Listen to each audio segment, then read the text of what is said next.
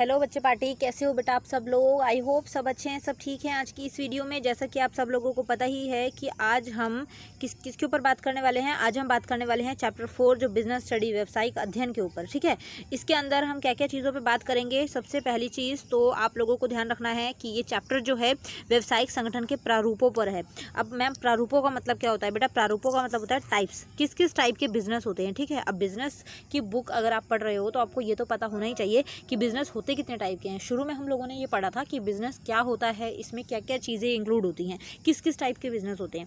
अब हम पढ़ेंगे कि बिजनेस अगर किसी को शुरू करना है तो वो कितने टाइप्स का हो सकता है। ठीक है, तो उसके ऊपर हम बात करेंगे। बहुत ही ईजी है और बहुत ही ज़्यादा आसान टॉपिक और सब्जेक्ट है ये। आप लोग 90+ स्कोर इसमें लेकर आ सकते हो 100 में से। ठीक है, और अगर 80 मार्क्स का पेपर है तो आप 75 आराम से लेकर आ सकते हो। बहुत ही ईजी होता है बेटा। ठीक है, तो इसलिए ध्यान से बस पढ़िएगा जो चीज़ें मैं बताऊँगी। इस चैप्टर के अंदर हम बात करने वाले हैं व्यवसायिक संगठनों के प्रारूप। ठीक है, forms of business organisation, sole proprietorship. ठीक है, सबसे पहले फटाफट से आ जाते हैं फर्स्ट पॉइंट पर। लिखा हुआ है meaning of form of business organisation, मतलब व्यवसायिक संगठन के प्रारूप का अर्थ क्या होता है। ठीक है, व्यवसायिक संगठन के स्वरूपों का संबंध व्यवसाय के स्वामित्व के साथ होता है तथा स्वामित्व एक वैधानिक धारणा है जो व्यवसाय के स्वामियों के अधिकार एवं दायित्व निर्धारित करती है। स्वामित्व के विभिन्न प्रारूपों के साथ साथ स्वामियों के अधिकार एवं दायित्व भी बदलते रहते हैं। अब हमें इतना ज़्यादा शुद्ध हिंदी पढ़ने की जरूरत नहीं है, हम नॉर्मल इसको अपनी भाषा में भी लिख सकते हैं, चाहे हिंदी मीडियम हो चाहे इंग्लिश मीडियम हो।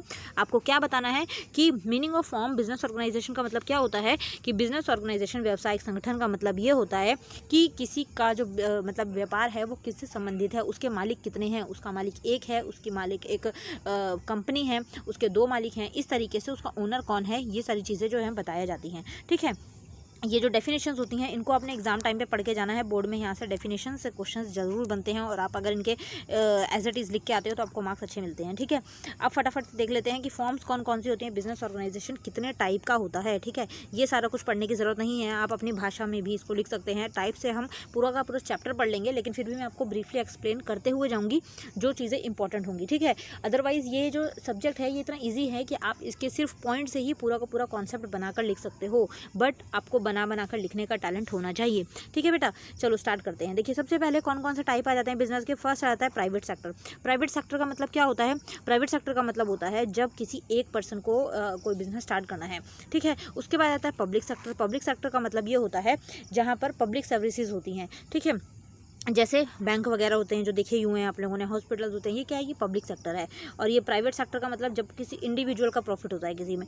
जॉइंट सेक्टर जिसके अंदर पब्लिक और प्राइवेट का मिक्सचर होता है। ठीक है, अब प्राइवेट के अंदर क्या क्या आ जाता है, नॉन कॉर्पोरेटेड और इनकॉर्पोरेटेड। ठीक है, यह भी अब आगे आपको एक्सप्लेन करूँगी मैं। उसके बाद में आगे आ जाता है प्राइवेट के अंदर एकल स्वामित्व, सोल प्रोप्राइटरशिप, और इसके अलावा में और अगर ऊपर देखें तो यहाँ आ जाता है joint Hindu family business, partnership और जॉइंट वेंचर। ये अभी हम आगे एक्सप्लेन करेंगे कि इनका मतलब जो है वो क्या होता है। अभी आप लोगों को इतना ज़्यादा समझने की ज़रूरत नहीं है। और नॉन कॉर्पोरेटेड और इनकॉर्पोरेटेड जो जॉइंट वाले हैं उनमें आ जाता है joint stock company, departmental undertakings मतलब विभागीय उपक्रम, कोऑपरेटिव एंटरप्राइजेज, और यहाँ पर आ जाता है स्टैचुरी या पब्लिक कॉर्पोरेशंस, गवर्नमेंट कंपनीज। ठीक है, इनको हम एक्सप्लेन करेंगे आगे तो आपको बहुत अच्छे से समझ आएगा। सबसे पहले आ जाता है सोल प्रोप्राइटरशिप। अब इसका मतलब क्या होता है, ये इतना सारा जो तामझाम लिखा हुआ है ये मैं फटाफट पढ़ूंगी, आप लोगों को मैं ईजी भाषा में समझाऊंगी ताकि आप लोग उसको आराम से ईजी भाषा में समझ सकें। ठीक है, और जिस तरीके से मैं पढ़ाती हूँ आप लोगों को वो अगर आप ध्यान से सुन लेंगे ना तो आपका चैप्टर वहीं के वहीं कंप्लीट हो जाएगा। आपको दोबारा उस चैप्टर को पढ़ने की जरूरत नहीं है, आप क्वेश्चन पढ़ोगे आंसर आपको खुद पता रहेगा। ठीक है, तो देखिए सोल ट्रेडरशिप क्या होती है, मैं फटाफट से पहले बुक लैंग्वेज पढ़ती हूँ। एकाकी व्यापार व्यावसायिक संगठन का सबसे प्राचीनतम रूप है। वर्तमान समय में जितने भी व्यावसायिक संगठन के स्वरूप हैं वे सभी इस व्यवस्था के विकसित रूप से ही हैं। केवल भारत में ही नहीं बल्कि विदेशों में भी इसका प्रचलन मिलता है। समय के साथ साथ मनुष्य की आवश्यकताएं बढ़ी, सभ्यता का विकास हुआ और व्यावसायिक संगठन के रूप में भी परिवर्तन हुआ। धीरे धीरे एकाकी स्वरूप सामूहिक स्वरूप में बदल गया जिसे साझेदारी, कंपनी आदि नामों से पुकारा जाता है, परंतु एकाकी व्यापार अपने गुणों और विशेषताओं के कारण आज भी व्यावसायिक संगठन माना जाता है।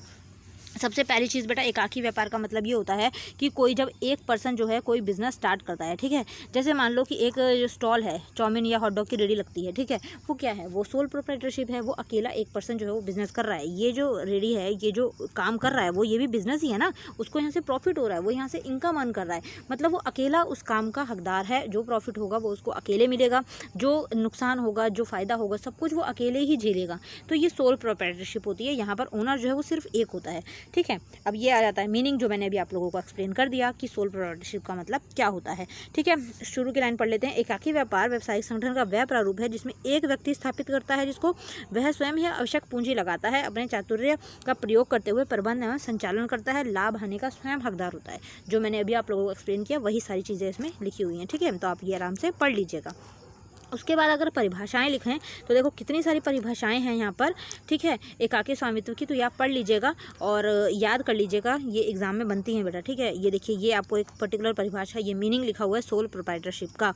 ठीक है, आगे अगर बात करें तो एक फीचर्स का मतलब होता है कि विशेषताएँ क्या क्या चीज़ें होती हैं। फर्स्ट आता है इंडिविजुअल ओनरशिप, एकाकी स्वामित्व का मतलब होता है मालिकाना हक। यहाँ पर एक जो है इकलौता मालिकाना हक होता है। अभी मैंने रेडी वाला एग्जाम्पल दिया ना आपको, जैसे चाउमीन, हॉट डॉग, बर्गर कि अगर किसी ने रेडी लगाई हुई है तो वहाँ पर प्रॉफिट होगा या लॉस होगा, उसका नुकसान या फ़ायदा हमें तो नहीं मिलेगा, वो सिर्फ उसे ही मिलेगा जो वहाँ पर हकदार है।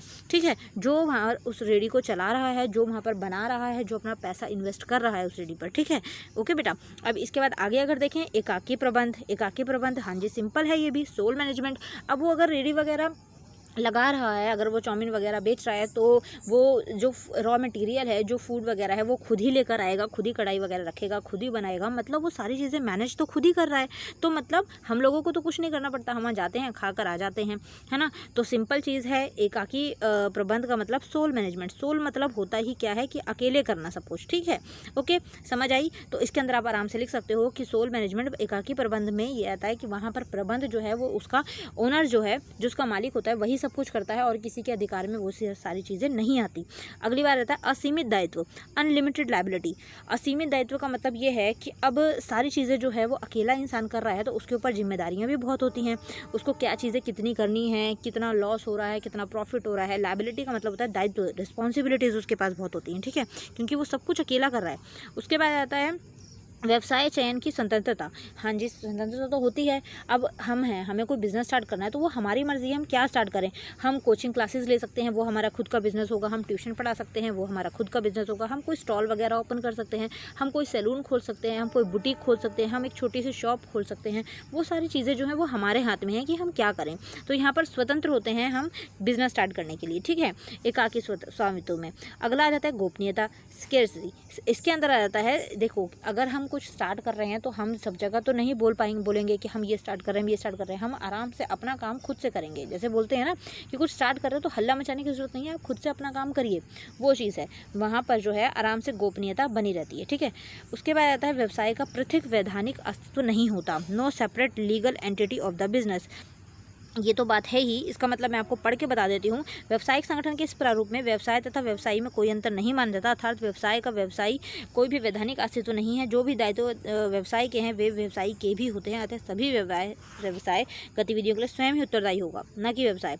इसमें बोला जा रहा है कि लीगल एंटिटी नहीं होती है, मतलब जो बिजनेस स्टार्ट कर रहा है, जो कोई काम कर रहा है, सारी चीज़ें सब कुछ उसी से रिलेटेड होगा, कुछ भी किसी और को नहीं बोला जाएगा। चाहे कोई लॉस हो रहा है, चाहे कोई प्रॉफिट हो रहा है, जो भी चीज़ें होंगी वो जो उसका मालिक है उसी को ही उसका रिस्क जो है उठाना पड़ेगा। ठीक है बेटा, आगे जो है बोल रहे हैं कि अविभाजित जोखिम, अनडिवाइडेड रिस्क और कुछ विशेष व्यवसायों के लिए उपयुक्त। मतलब देखिए, अविभाजित जोखिम का मतलब ये है कि अन इंडिविजुअल रिस्क, मतलब कि कोई अगर लॉस होता है तो वो उसको खुद देखना पड़ेगा। कोई उसका रिस्क जो है कम नहीं कर सकता, कोई उसका लॉस जो है वो शेयर नहीं कर सकता, सब कुछ उसको खुद करना पड़ेगा। जब वो प्रॉफिट खुद ले रहा है तो लॉस भी तो खुद ही होगा उसको, है ना। उसके बाद कुछ विशेष व्यवसायों के लिए उपयुक्त। अब देखो किन किन चीज़ों के लिए ये हो सकता है एकाकी, जैसे कि सिलाई का कार्य, मिष्ठान उत्पादन, बेकरी, ब्यूटी पार्लर आदि सब सेवाओं में इनका अधिक महत्व है। यही सारी चीज़ें हैं जो अकेले कोई इंसान स्टार्ट कर सकता है। ठीक है, तो आई होप आपको विशेषताएं पता लग गई सोल प्रोप्राइटरशिप की। आगे एकाकी स्वामित्व के लाभ, मेरिट्स ऑफ सोल प्रोप्राइटरशिप। शीघ्र निर्णय।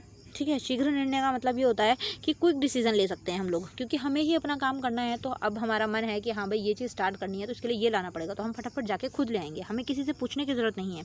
गोपनीयता का लाभ, अब हम कोई चीज़ अगर छुपा के सब लोगों से सीक्रेटली अगर हम कुछ कर रहे हैं तो हमें वो चीज़ दूसरों को बताने की ज़रूरत नहीं है, और सीक्रेटली जो है हम सारी चीज़ें कर सकते हैं, गोपनीयता बनी रहती है, बेनिफिट होता है। अगला है प्रत्यक्ष प्रेरणा, डायरेक्ट मोटिवेशन, व्यक्तिगत नियंत्रण, और इसके अलावा स्थापना में सुगमता, मतलब आराम से हम कोई बिज़नेस स्टार्ट कर सकते हैं, इसमें कोई प्रॉब्लम नहीं आती है। डायरेक्ट मोटिवेशन का मतलब ये है कि हमें बाहरी जो लोग हैं उनके मोटिवेशन की ज़रूरत नहीं होती, ये हमारा खुद का डिसीजन होता है, तो हम ये चीज़ खुद से स्टार्ट कर सकते हैं आराम से, है ना। उसके बाद व्यक्तिगत नियंत्रण, मतलब पर्सनल कंट्रोल, हमारा खुद का पर्सनल कंट्रोल होता है, हमारे मन में जो आएगा हम अपने बिजनेस में उसी से रिलेटेड चेंजेस करेंगे, तो इसको बोला जाता है पर्सनल कंट्रोल। ठीक है, तो आई होप ये भी आपको समझ आ गया है। आगे अगर हम बात करें तो ये लिखा हुआ है कि एकाकी स्वामित्व की सीमाएं, लिमिटेशंस कौन कौन सी हैं। लिमिटेशंस का मतलब अब क्या होता है, लिमिटेशन ऑफ सोल प्रोप्राइटरशिप, इसका मतलब सिंपल ये है कि पूंजी के सीमित साधन, लिमिटेड सोर्सेज ऑफ कैपिटल, मतलब कि एक लिमिटेड सोर्स ही चाहिए हमें पैसे लगाने के लिए, है ना। हमें जैसे हमने मान लिया कि हमें 10,000 रुपये की ज़रूरत है एक बिज़नेस स्टार्ट करने के लिए, तो 10,000 की ही जरूरत पड़ेगी, उसका 20 या 50 नहीं बनेगा, 10 या उससे नीचे में हम स्टार्ट कर लेंगे, क्योंकि हमारी खुद की मर्जी है उसमें। आगे अस्तित्व जो है, अस्थायी अस्तित्व, मतलब एग्जिस्टेंस जो है वो अनस्टेबल है, मतलब पक्का नहीं है कि वो वहीं रहेगी। जैसे अब हमने कोई चीज़ स्टार्ट की है तो हमें नहीं पता वो कितने टाइम तक चलेगी, वो प्रॉफिट में जाएगी, वो लॉस में जाएगी, तो वो आगे जाके बंद भी हो सकता है, तो अस्थायी है ये। ठीक है, इसको ये पक्का नहीं है। अगला आ जाता है इसके बाद में असीमित दायित्व, जो भी हमने ऊपर पढ़ लिया है। असंतुलित प्रबंध, अनबैलेंस्ड मैनेजमेंट, अनबैलेंस तो होगी ही, क्योंकि एक इंसान इसको मैनेज कर रहा है, तो वो क्या क्या चीज़ें करेगा अकेला, तो इसलिए थोड़ी खिचड़ी पक जाती है, थोड़ा ऊपर नीचे हो जाते हैं बैलेंस, इसलिए ये चीज़ बोली गई है। ठीक है बेटा, चलिए ये चैप्टर ख़त्म हुआ, और बहुत ही इजी चैप्टर है, चैप्टर नंबर 4। और बिजनेस बहुत इजी सब्जेक्ट है बच्चे, आप लोग बहुत अच्छे स्कोर कर सकते हो, बहुत अच्छे से पास हो सकते हो, तो प्लीज़ अच्छे से पढ़ाई करो, और जो जो चीज़ें मैं करवा रही हूँ, जो जो चैप्टर्स मैं करवा रही हूँ, उनको अच्छे से आप करते रहो। ठीक है, नेक्स्ट वीडियो में हम जल्दी मुलाकात होगी नेक्स्ट चैप्टर के साथ। Thank you so much for watching, bye bye.